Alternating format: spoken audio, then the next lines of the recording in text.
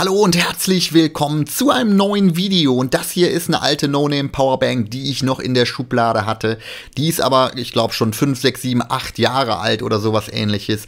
Da gibt es natürlich heute neuere Geräte und zwei davon haben wir heute hier von Chucktech. Einmal mit 210 Watt wahnsinniger Ausgangsleistung und einmal mit 150 Watt, einmal mit 20.000 Milliampere-Stunden, einmal mit 25.000 Milliampere-Stunden Bruttoleistung. Die gucken wir uns heute einmal gemeinsam an.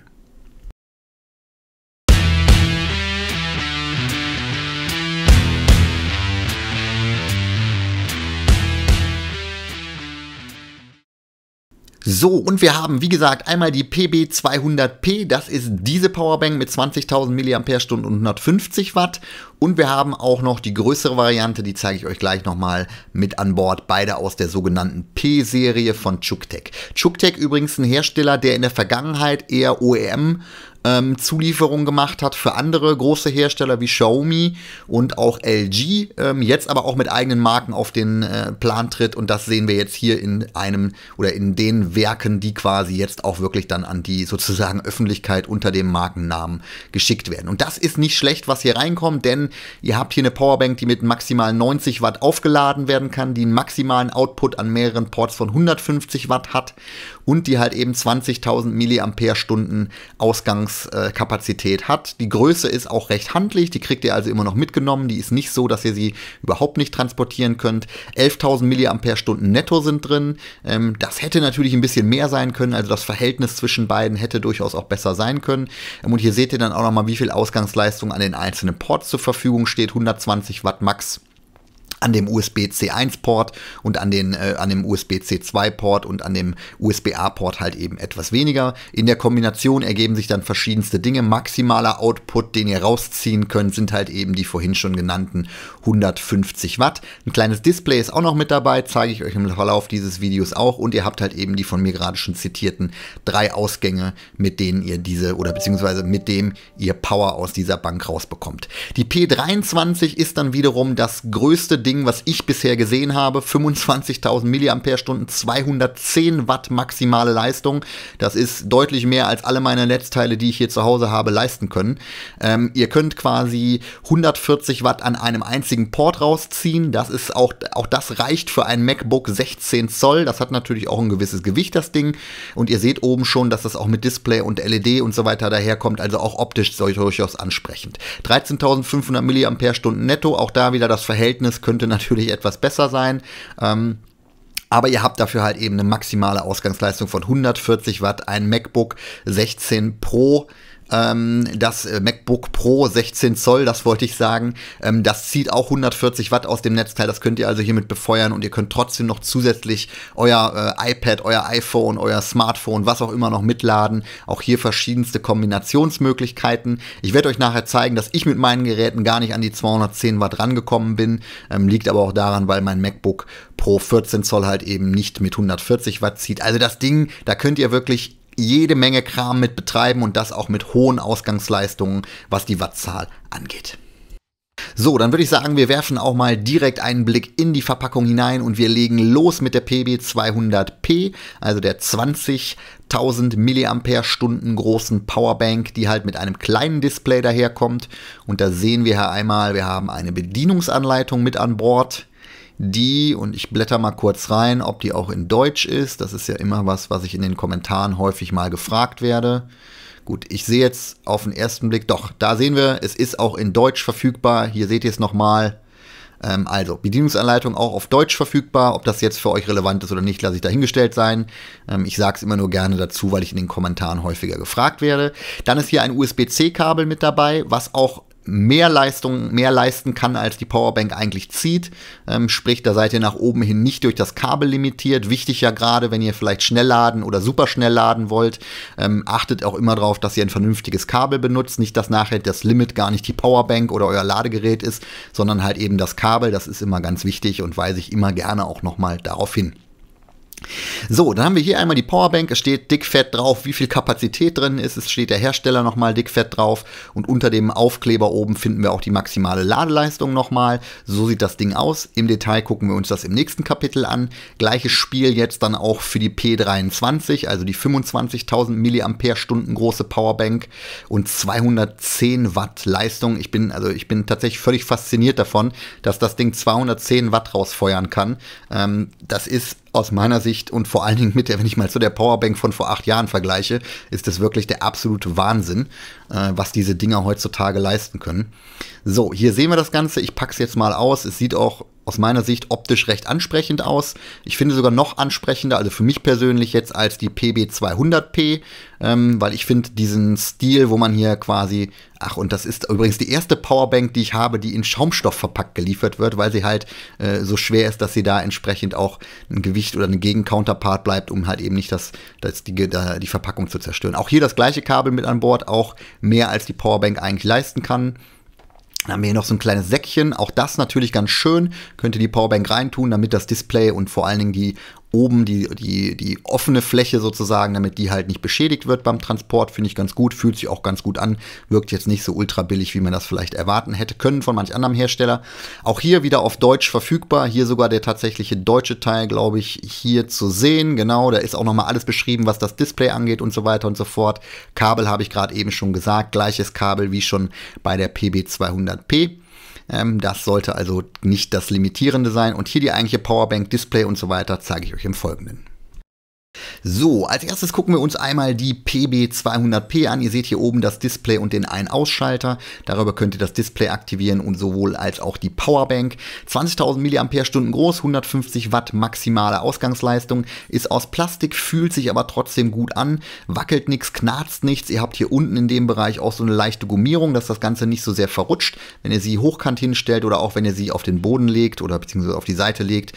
Auch da haben wir hier unten so eine kleine Gummierung. Das fühlt sich richtig gut an und ist aus meiner Sicht sehr, sehr gut verarbeitet. Jetzt kann man darüber streiten, ob das vielleicht aus Metall sein müsste und so weiter und so fort. Lasse ich mal dahingestellt sein. Ich finde es okay, so wie es ist. Die Ports sind auch gut ausgearbeitet. Da wackelt nichts. Da ist auch nichts, was irgendwie krude sitzt und irgendwie, wenn der Stecker drin ist, krude wackelt. Alles kein Problem. Hier die 3 Outputs und die erste Position hat ja maximal 100 Watt, beziehungsweise mit Xiaomi Phones 120 Watt. Da ist auch der Input, den ihr reinfeuern könnt. 90 Watt gehen rein. Der Out 2 und der Out 3 dann mit etwas weniger Ausgangsleistung, also der Port 1 natürlich der mit der höchsten. Insgesamt die 150 Watt, das ist natürlich schon eine Hausnummer, da könnt ihr eigentlich vieles bis alles mit betreiben. Sowohl ein MacBook 14 Pro geht, als auch ein iPad, als auch ein iPhone, alles kein Problem. Denkt immer ans richtige Ladekabel. Ja, und damit sind wir bei meinem persönlichen Highlight angelangt. Der P23, 25.000 mAh, 210 Watt maximale Leistung an allen Ports oder beziehungsweise in der Summe der Ports. Auch hier die Verarbeitung sehr, sehr gut, auch aus Plastik gefertigt. Gibt es aus meiner Sicht nicht zu deuteln. Auch hier unten diese kleine Gummierung, sodass ihr die Powerbank hinstellen könnt und sie nicht so sehr verrutscht. Auf der Oberseite dann die 3 Ladeports beziehungsweise die 3 oder den einen Input-Port. Gucken wir uns die auch nochmal genau an. Der erste und der USB-C 1 kann halt 140 Watt Leistung rausgeben. Das heißt, ihr könnt euer MacBook Pro 16 Zoll mit der neuesten Generation ohne Probleme damit betreiben. An den anderen beiden Ports kommen, glaube ich, noch 60 Watt und 30 Watt an, wenn ich das gerade richtig in Erinnerung habe von vorhin. Auch das natürlich nochmal richtig gut, sodass ihr da in Summe wirklich richtig was rausfeuern könnt. Ihr seht hier oben dieses Display, da sieht man auch den einen von diesen Akkus, die verbaut sind. Unten noch so ein kleiner Kühlkörper, den erkennt man jetzt nicht so gut. Was man auch erkennt, dass diese Oberfläche hier leider sehr, sehr, sehr fingerabdruckanfällig ist. Das ist ein bisschen schade, da müsst ihr öfter mal drüber wischen. Aber das hier ist aus meiner Sicht quasi das Highlight von diesem Gerät. Nicht dieser LED-Streifen unten, der ist natürlich auch schön anzusehen. Aber dieses Display, welches ich euch nachher noch im Detail zeigen werde, das euch wirklich Informationen zum Input, zum Output gibt, wie lange hält die Powerbank noch, welcher einzelne Port zieht gerade wie viel. Das ist halt wirklich was ich richtig cool finde und was auch einen wirklichen Mehrwert bringt gegenüber einer Powerbank, die vielleicht ganz ohne Display daherkommt. So seht ihr halt immer noch, was ist noch drin, wie viel Zeit habt ihr noch, wie schnell geht gerade die Akkukapazität runter. Zeige ich euch gleich sowohl beim Lade- als auch beim Entladevorgang auch nochmal. Also das Ding ist aus meiner Sicht wirklich ein Highlight. Es kostet natürlich auch ein paar Euro, kommen wir später noch zu, aber es ist halt eine Powerbank, die so viel zieht, beziehungsweise so viel Power hat, dass ihr halt auch hier, ich wiederhole mich, auf das richtige Ladekabel achten solltet. Kauft euch da nicht irgendein Billig-Ladekabel, sondern nehmt ein hochwertiges, damit ihr auch die Power nutzen könnt. Ja, aber bevor ihr die Power nutzen könnt, müsst ihr natürlich erstmal aufladen und das könnt ihr entweder mit einem Chugtech-Ladegerät, so wie ich das hier habe, machen mit 65 Watt, aber es geht natürlich viel mehr rein und deswegen habe ich tatsächlich hier jetzt mein 90 Watt Ladegerät mal angeschlossen, um euch zu zeigen, dass 90 bzw. ich glaube sogar 110 Watt ist die maximale Leistung, die die P23 verträgt. Also da könnt ihr wirklich ohne Ende was reinfeuern und ihr seht jetzt hier schon, dass das Ganze gerade hochfährt und wir sind jetzt bei über 90 Watt und wir kommen von 10 auf 100% in knapp einer Stunde. Auf 50% kommt ihr wahrscheinlich sogar in der Hälfte der Zeit, logischerweise. Das macht dann auf jeden Fall richtig was aus, denn ihr könnt das Ding wirklich voll powern mit 90 bzw. 110 Watt. Die PB20P, die geht mit 90 Watt, die hier eben mit 110 Watt. Das ist schon richtig, richtig viel und auch hier ist das Display aus meiner Sicht sehr hilfreich, weil ihr seht wie die Kapazität gerade hochläuft und ihr seht auch, wie lange ihr noch braucht und ihr seht auch, wie viel gerade reingefeuert wird. Also das wirklich nochmal richtig gut. 25.000 mAh brauchen natürlich auch eine gewisse Zeit, bis sie denn dann erstmal voll geladen sind, um die Nutzung der Gesamtkapazität dann eben auch darzustellen. Ja, insofern Ladevorgang wirklich richtig, richtig fix und jetzt versteht man, glaube ich, auch, wofür der Kühlkörper da ist, denn hier wird richtig was durchgepowert. Machen wir das gleiche auch nochmal an der PB200P. Hier ist das mit dem Display natürlich etwas eingeschränkter. Hier seht ihr, dass quasi das Ganze hochläuft, aber hier sehen wir halt nicht diese Zusatzinformationen, die vielleicht das Hilfreiche sind an der P23. Insofern Ladegeschwindigkeit auf jeden Fall richtig, richtig gut. Ihr könnt die Dinger, weil sie halt auch sehr groß sind, auch in kürzester Zeit dann entsprechend wieder voll machen, wenn ihr das richtige Ladegerät habt.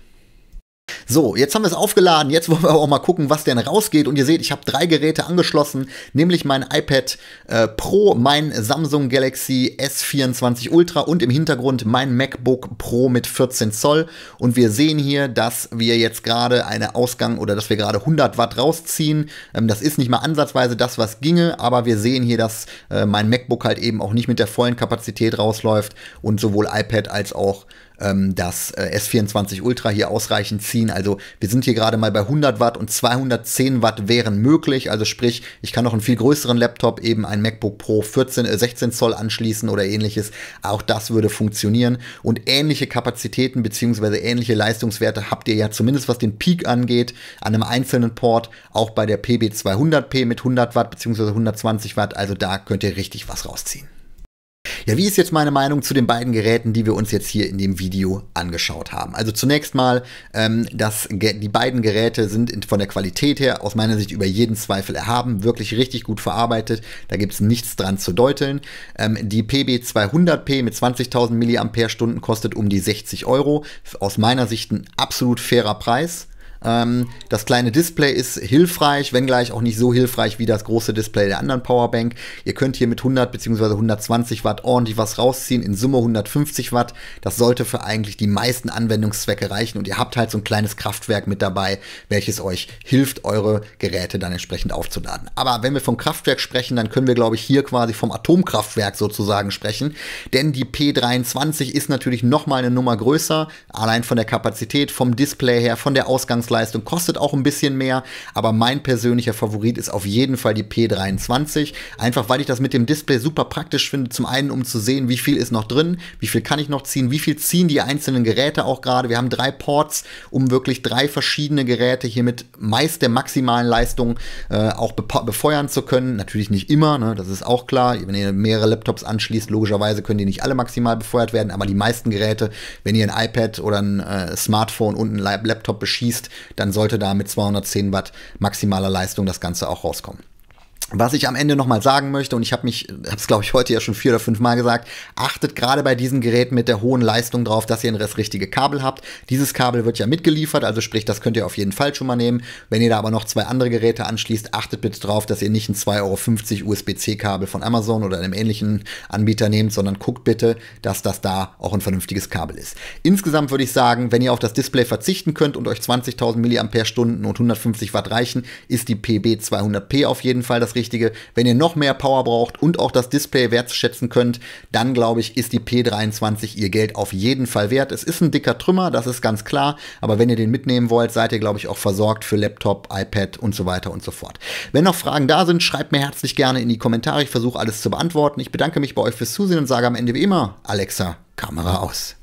Okay.